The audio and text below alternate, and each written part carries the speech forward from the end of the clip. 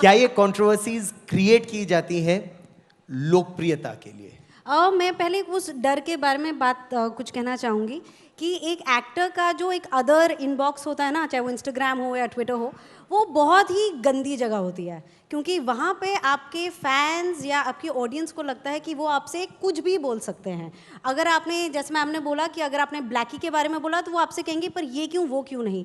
अब ये आपकी ओपिनियन है, ये आपको जो लगता है, तो अगर कोई अग्री नहीं करता है, किसी को अग्री करने की ज़रूरत नहीं है, लेकिन क्या मैं जो सोचती हूँ या जो मैं बोलना चाहती हूँ, क्या वो मैं ना करूँ? और ये मेरे साथ हुआ था 2 साल पहले, जब I was vocal about something and मुझे कोई कुछ भी बोले, मुझे इतना फ़र्क नहीं पड़ता है, बिकॉज मैं डरना नहीं चाहती हूँ। मैंने कभी नहीं सीखा है कि आपको दबना चाहिए किसी चीज़ से अगर आपको कुछ ठीक लगता है। लेकिन पहली बार मुझे वो डर महसूस हुआ, क्योंकि लोगों ने मुझे मैसेजेस स्टार्ट किए करने कि हम आपका काम नहीं देखेंगे।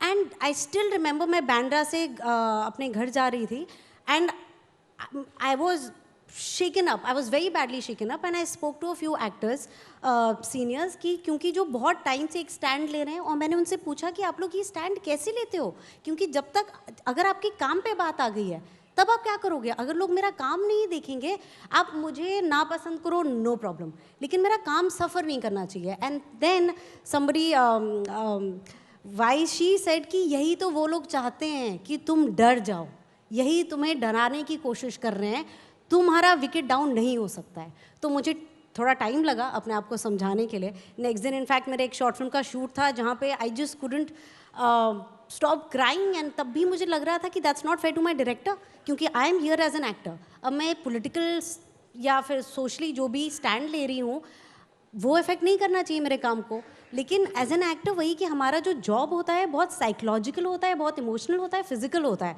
बहुतों को लगता है कि अरे एक्टर होना मतलब क्या बात है, लेकिन नाउ आई थिंक बहुत आसान बात है। लेकिन now thanks to OTT, thanks to the platform, thanks to the kind of stories जो अब बाहर आ रही हैं, आई एम श्योर अब लोगों को समझ में आ रहा है कि what all goes behind telling a story.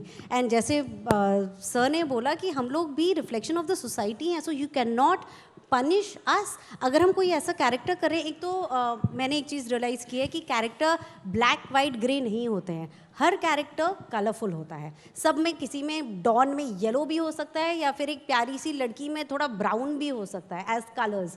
तो हम सब यहाँ जो बैठे हुए हैं, हम सब में कुछ बहुत सारे रंग हैं। लेकिन तो आपने एक बड़ी बात की, कैंसिल कल्चर की, कि ये डर रहता है कि हमें कैंसिल ना कर दिया जाए या हमारा काम देखना ना बंद कर दिया जाए।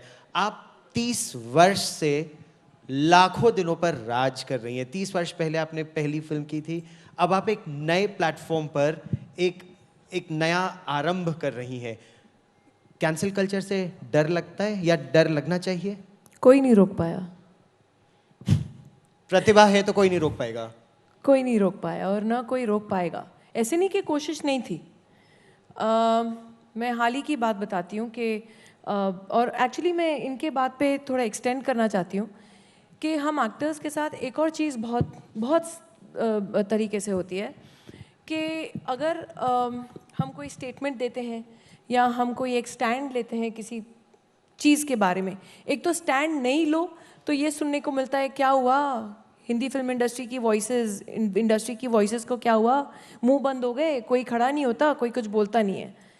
और अगर स्टैंड लो तो उल्टा ये सुनने को मिलता है, अरे आप तो एक्टर हैं यार, एक्टिंग ही करो, पॉलिटिक्स आपका नहीं है, या ये कंट्री के बारे में बोलना आपका नहीं है, देश के बारे में बोलनी आपकी बात नहीं है। क्यों नहीं है भाई?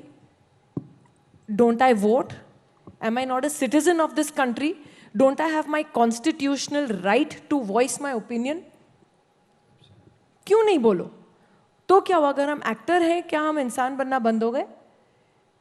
Am I not a mother? Am I not raising my 2 children or 3 children or whatever, how many other children I have in this country?